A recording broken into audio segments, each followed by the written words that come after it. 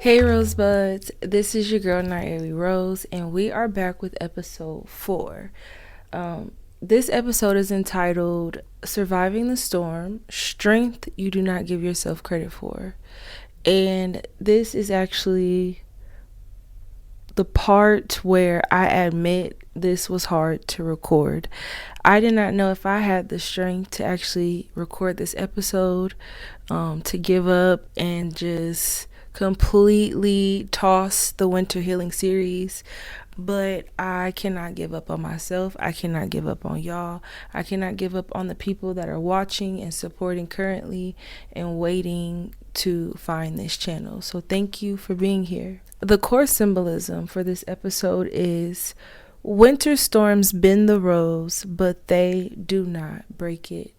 And that is so important to me because we always talk about how we're broke and broken. And I say that because on my algorithm, I have been getting an influx of videos that are entitled how Americans are screaming that they're broke right now. People are struggling. People are in poverty. People are losing their houses. They're losing their apartments. I don't know. I don't want to say there because I'm struggling too. Like, I'm not even going to lie. We're all going through a tough time right now. And it just feels like people are so ready to give up. Like, this is the scariest time, I would say, in my life that I felt that people are losing their strength. People are losing their faith. And people are actively choosing to not align themselves with the hug or the medicine or the discipline that they need to get better. So I want to, for this episode, open with scripture. I think it's imperative that we open with scripture. I have my notes as always. Surviving the storm. We keep going through storms. We're constantly going through these storms. But if you woke up today, hallelujah, and you're either watching this or maybe you haven't found this yet, but you can see, you can breathe. If you have went through any difficulty and you are still here, you have survived something. You may not call it a storm, but it's something. And so today's scripture says, when you pass through the waters, I will be with you. Isaiah 43, verse 2.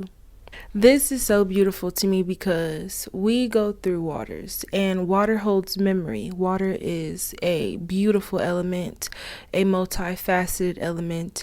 And it's just one of those things where it's one of the Most High's wondrous creations.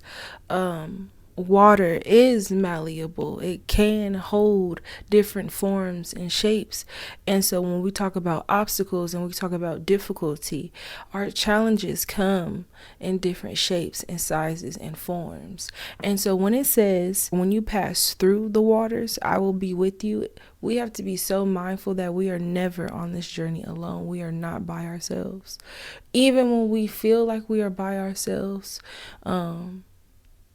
that is the beauty in, giving a stranger a compliment or reaching out and going the extra mile, knowing that you're tired, but just this one time only, you'll make that exception. And I know people are getting tired of making exceptions and people are getting tired of extending their hand, and we've been burned and scorned.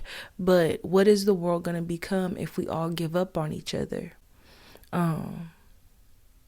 And I just see people being cruel to people. I know we can talk about the government and we can go down conspiracy theories, but I just see more and more people being cruel to each other because we are all screaming, hey, see me, see something about me that is unique, because I feel that I'm no longer visible. I feel that people are not appreciating me and validating me. And so I have to do those things for myself. I'm outside, I'm snapping these photos, I'm posting them on the gram, I'm showing up for myself. But why does it feel like no one actually sees me? Why does it feel like no one actually is liking the posts or commenting or acknowledging me or picking up the phone? We are losing our connectivity. And I won't say that I saw this coming, but I just know when I observe how people interact, especially with me, especially the one who like already internalizes all my flaws and traumas and insecurities. And so when I put myself out there and I am pleasant for the most part, because I know that I can be unpleasant at times. We're all human. We all go through things. Not everyone's going to wake up in a good mood, but I am cognizant of my mood at all times. And so when you do things for people and it's not reciprocated, yes, it makes you want to stop doing. But then you cannot turn around and complain, and I cannot turn around and complain, why aren't these people supporting me? Why aren't these people collaborating with me if I'm not supporting and collaborating with myself and holding the fact that I need to continue with my faith.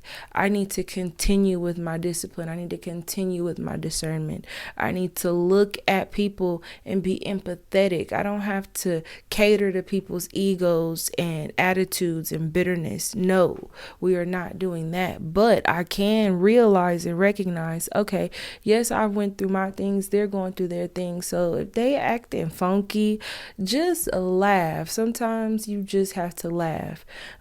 I do not like sarcasm. I'm not a sarcastic person. I cannot register sarcasm because I don't know if you're telling a joke sometimes or if you're really serious, because it has like a kind of like comedic but serious undertone when you're sarcastic with someone. Sometimes you do gotta just you have to find the joke in what someone's saying, especially when it's coming from a place of ignorance and you feel like, yeah, you don't know me. You don't know the storms that I survived. I think my anger, and the reason why I've held on to anger for so long, is because I never really gave myself credit for the strength. I never really gave myself credit for the strength that I've carried throughout so many storms, throughout so many different versions of myself. I've changed in so many ways, so many times. I've lived so many lives to where it's kind of like, have I given myself credit for the storms and the things that I've carried? And the answer is no, not in the past. I'm doing a better job of giving myself credit, but like I kind of dropped a bombshell just about how, like, I've survived being shot at. And I haven't really even talked about that. Like, it says, strength you don't give yourself credit for. Give yourself credit for every time that you should have died and you are still here. Clock it! How many times did you think I was not going to make it, or I should not have made this experience or situation? I was 8 months pregnant. And I was supposed to be going to class. I was supposed to be getting my education. But that particular day, I told myself, I don't want to go. I'm tired. I'm pregnant. I want to rest. I want to chill. I want to eat. I was hungry. I was so hungry and I just wanted to eat and just relax. And I told my fiance, I was like, come on, pick me up, please. And we had so much going on. When I think back to that like experience of what I was going through, having a partner and just being pregnant and just doing everything that I was doing, being in school and navigating like 2 oppositional families, like that was insane. So to know that I called for a break and my partner met me, picked me up and got us gas. We had a storage unit at the time, so we needed to check on our storage because we were in transition. We didn't have our own place. We were asking on family members to kind of help us, as we were beginning to start our family. And I don't know, it was just the eeriness of having not gone to school, having stopped for gas, having stopped at the grocery store, having stopped at our storage unit. We hopped on the freeway and we're approaching my mom's. And my fiance is getting ready to park. He's my husband now, but I'm just saying at the time, I'm just recalling what happened. He's parking And he says, like, hey, he was like, I seen that car. Like, that car looked familiar. I just seen it on the freeway. And so I'm not thinking anything of it because I'm ready to go lay down. Like, if you've ever been 8 months pregnant, if you're 8 months pregnant, like, you're just ready for the baby to come out. Like, it's time to go. It's time to wrap it up. So he's parking the car and he's laughing, and I'm just like, why is he laughing? And so I guess from his POV, from his point of view, there was a young man getting out of the car. So the car went past us, and then it parked like right in front of us. I would say like 25 feet or 50 feet away, but it was close enough, in close proximity. And we're on a hill, we're on a slope. So just to kind of give you a picture, we're at the top of a hill that's descending, and we're parking. He's parking, getting ready to pull that emergency brake. There's this young man getting out of a car, pulling down a shiesty, and my husband's laughing because he's like, oh my goodness, these YNs are about to hit a lick on our neighbor's house. And lo and behold, that laughter was met with silence once we realized the young men hopping out of that car were actually getting ready to shoot at us directly, like at us. So the young man who got out on my fiance's side at the time, he's shooting. And then I didn't even know that there was another young man on the passenger side who got out and started shooting on my side. I'm just super pregnant in the passenger seat, wondering why this is happening. And for a moment, I looked at the shooter on my side, and at this point, 3 bullets had passed my head because I could see them in the windshield. And I don't know how things work, but I just was like, wow, where are these holes coming from? It was really like, sometimes when you're in a near-death experience, in my opinion, time slows down. And I just like remember time moving so slow. So I see 3 bullets that have already penetrated the windshield. I make eye contact with the shooter on my side. We held contact for a while, actually. Not that long, as I said, time is moving slow. But I would say for about 2 to 3 seconds, we looked at each other. He put his weapon down. He put his pew-pew down. And he proceeded to get back in the car. Completely stopped shooting. Now, the young man on my fiance's side at the time, he's going at it to the point where his pew-pew jams. He slices his hand, but he figures it out and he unjams his pew-pew and continues shooting. Fast forward, after the police come, they say over 27 shell casings were found. And they also found us alive. And so I just say all of that to say, like, when we talk about quantum physics or like timeline jumping, I don't know. Sometimes I still think about that storm, and I still think about like it could have just taken one of those bullets to like knock me clean off. I wouldn't know what my children, would look like. I wouldn't know what my courthouse wedding would look like.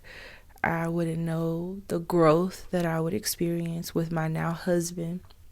I wouldn't know what that looked like had I not survived that storm. The most beautiful thing about that story is, because it was a disaster, but the most beautiful thing about that story is that my fiance at the time covered me. He shielded me. He walked in that experience with me. He didn't think about shielding himself. He knew to cover over me, protect me, to where we both walked away from that experience unscathed. And while we weren't fully supported, we experienced discrimination. We experienced a lot of isolation. from family members. People accused us of being into something, having dealings, gang dealings, drug related dealings, criminal activity. Like, it's just so interesting to see how people will switch up on you when you are going through your storm. But take note of that. Recognize how people treat you when you're going through a storm. And it's not to really shame them, because sometimes people aren't even cognizant of like how they hurt other people, hence why hurt people. But you have to realize how a person treats you in a time of need speaks volumes. So if there's anyone ever wondering like, oh, why did such and such cut me off, like, think about how you may have treated them when they were in a time of need. Also, you can't think that everyone that you've cut off hates you. Sometimes people who've cut you off or have been cut off actually love you and appreciate you for whatever boundary was created, because it helped them grow to the next level. It helped them get to another level to where it's like, dang, I really need to figure this out on my own. Like, yes, I wish you would have had my back. Yes, I wish you would have like made miracles happen, but it just reminds you that you have to walk through the waters. You have to walk through the waters with faith. And when it says, I will walk with you, even when you're alone, you're not alone. Even when you feel alone, you're not alone. So to all the people who are kind of like struggling right now, I just want to timestamp this with a current event. I know that there was another mass that happened at Brown University, and my thoughts and prayers go out with those individuals. You have to be so mindful that you're not the only person going through stuff. And when you're ready to crash out, just know that you're not only putting yourself at risk, but you're hurting other people, strangers, people that love you and care about you. You may think no one loves and cares about you, but in the back of someone's mind, you're there. You don't need validation to know that you're there. You just need to know that when you breathe, you are part of the existing consciousness. And that means that you waking up was enough for someone, seen, unseen, to think about you and to honor you in a way to where you can say, I'm here to see another day. I know some people, have no faith. I know people are losing their faith. I know people feel alone and they're like, why am I going through these things? But take accountability, take responsibility for your actions and your choices.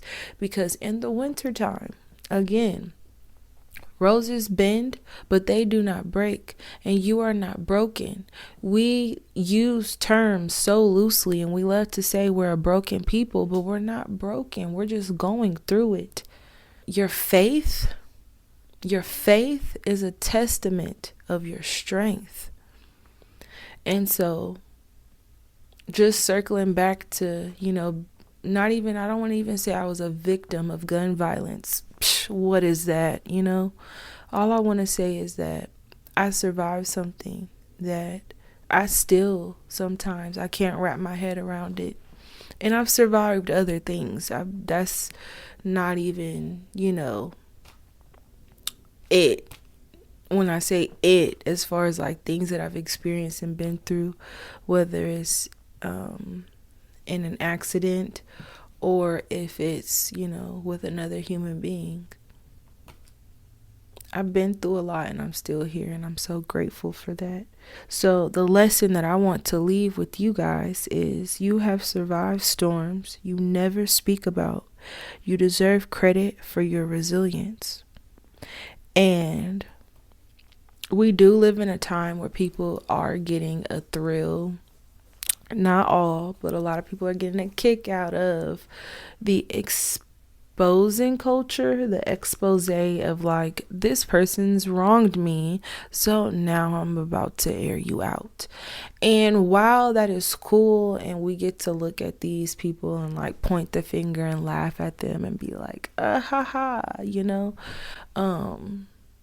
more so we need to discuss red flags, and that you have to also be accountable for the red flags that you choose to ignore. If you choose to ignore certain things, please do not victimize yourself and say, oh, well, that storm, I had it coming, but, they were terrible. They were bad. And I just say that vaguely because I do not want to dismiss anyone's trauma with anybody or with any entity, corporation. I don't want to dismiss what people have gone through, but you have to be accountable. Did you really go through that thing, or did you put yourself in a position knowing that your moral compass told you it was wrong? When you lack accountability, that sense of guilt, which is kind of like a made up thing, because if you're righteous or not, if you're doing the right thing or not, but that sense of like feeling guilty, only you are your biggest critic. Only you can make yourself feel guilty. So why do that to yourself? I'm all for affirmation, but what is it to be affirmed if you're not affirming yourself? Another thing with compliments is, while I love compliments, I don't want to give out compliments, and I'm still not whole. I've been hearing a lot about being a good person, but when you're surviving a storm, it's better to be a whole person than just a good person. You want to be whole. You want to be centered. You want to be centered. You want to be fulfilled. You want your cup to overflow, if not at least be full. But of course, you're going to feel triggered if you're giving out any bits and pieces of yourself and you're not already whole, you're not already full. So that's also part of like my healing journey right now, is recognizing like when I'm feeling full versus when I'm feeling depleted, when my storms are kind of like gaining on me, and when I'm in a season of calm, when I can like rest. And so the affirmation I'm going to leave us with, because I'm going to wrap this up: I am stronger than the storms I've walked through. And you have to say that, and you have to say it with confidence and assurance and credibility. You have to know who you are before you can say that you are necessarily stronger than the storms you've walked through. And so knowing that you are stronger than the storms that you've walked through, knowing that you've been hurt, you've been kicked, you've been depleted. There's a lot of rhetoric right now about just how, I don't know, it's so disturbing. It's so disturbing to see like how we are putting ourselves in boxes and we're letting people put us in boxes. The internet is loud. The internet is so loud, and the internet is so noisy, and it has all of its opinions and ideas. But give yourself credit for what you know, what you remember about who you are, about your person, about why you are here and what your purpose is, and trust your purpose enough to know that no one can discredit you or invalidate your experience. But also, you can't go around projecting and invalidating other people's experiences just based on how you were treated, because everyone wasn't treated like you. Everyone is not hating on you. Everyone is not your enemy. Everyone's not out to get you. Some people are just going through it and they just don't know what to do. A lot of people were loud in their disobedience. A lot of people are still loud in their disobedience, but that does not give you the right to laugh or just point the finger, because when you point a finger, three point back at you. So recognize when you're about to expose that person, or you're about to tell it all, or you're about to I don't know, it's been a lot of people getting fired from their jobs based on their content. A lot of people are flashing, in people's corporations and then getting exposed for it. I myself had a little situation at Starbucks, and I know people gonna say, well, why are you up in there? But it's just kind of you really can't go anywhere anymore, and you really can't just vibe. It just really feels like there's this tenseness of just is you cool? you good because I'm cool. Like, I was good, but like, some is off with the energy. Like, something is off. You can't talk to people no more. And sometimes it has nothing to do with you. It's kind of just like maybe you were the butt of the joke and now stuff not funny no more. And so it's kind of just like you're watching your reality change just because, you know, it's a spiritual war. It's been one. I've been talking about this for quite some time. So seeing the war and seeing the warfare kind of manifest the way it's been manifesting, and seeing like the transition and the transformations that people are going through, it's always going to be a roller coaster, and it's always about timing and alignment. Sometimes you're going to be up, sometimes you're going to be down, sometimes you're going to be in the middle, kind of in the gray area. But no matter where you are, keep the faith. When things get testy, push back. Like, don't succumb to the woe is me attitude. Don't victimize yourself. You're stronger than you know. And, I know that some people don't want to be strong. I've had moments where I don't want to be strong. I just want to curl up. But that depression can just snatch you right from under your feet, and I have to find other ways, other creative spaces to, release energy. So I've been happy because I've been dancing more. I've been doing stuff more. I've been low key out the way, keeping to myself, going to the gym, baby steps, like just moving really slow because tomorrow is not promised. And so I am blessed and fortunate to wake up. And I am blessed and fortunate to see like what's happening in the world. And yes, I'm being affected by what's happening in the world. And yes, I'm going through a hard time. But the one thing that I give myself credit for is that I'm not judging nobody else based on what they're going through. I'm just judging character. I'm just judging merit, for real, for real. Like, how you show up and how you respond to me tells me all I need to know. It doesn't matter. Like, it doesn't matter. Now, your past, if it comes up, that wasn't me, that was AI. Just kidding. Don't do that. But I'm just saying, like, you know what you've done. You know what you feel sorry for. You know what have cried night after night about. And it's time to finally let those storms go. I really just want to keep doing it scared. I'm going to keep saying that. I want to do it scared. I want to do it because I don't want my gift to be taken away. And even if no one sees my gift, even if I pull farther and farther away back from just the digital world, I still will exalt the Most High.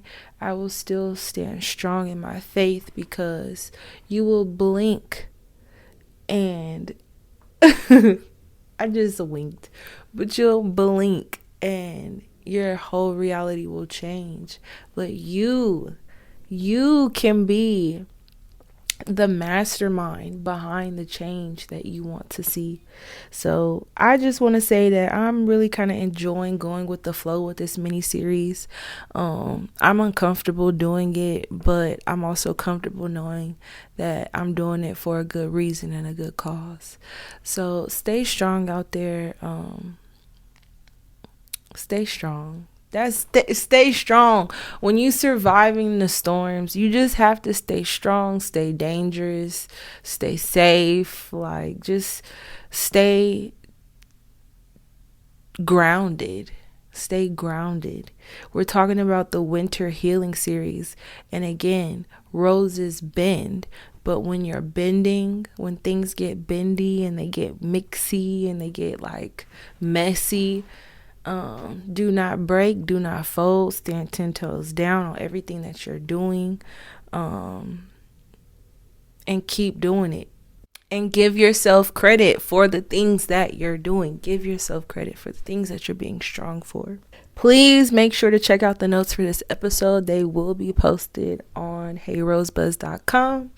You can also find this week's rose care practice posted on my newsletter, and I just super appreciate the subscriptions and the support on that page. So thank you for that. And I'm just gonna end with thank you for spending time in the rose garden, where healing isn't loud, it's layered, gentle, and personal.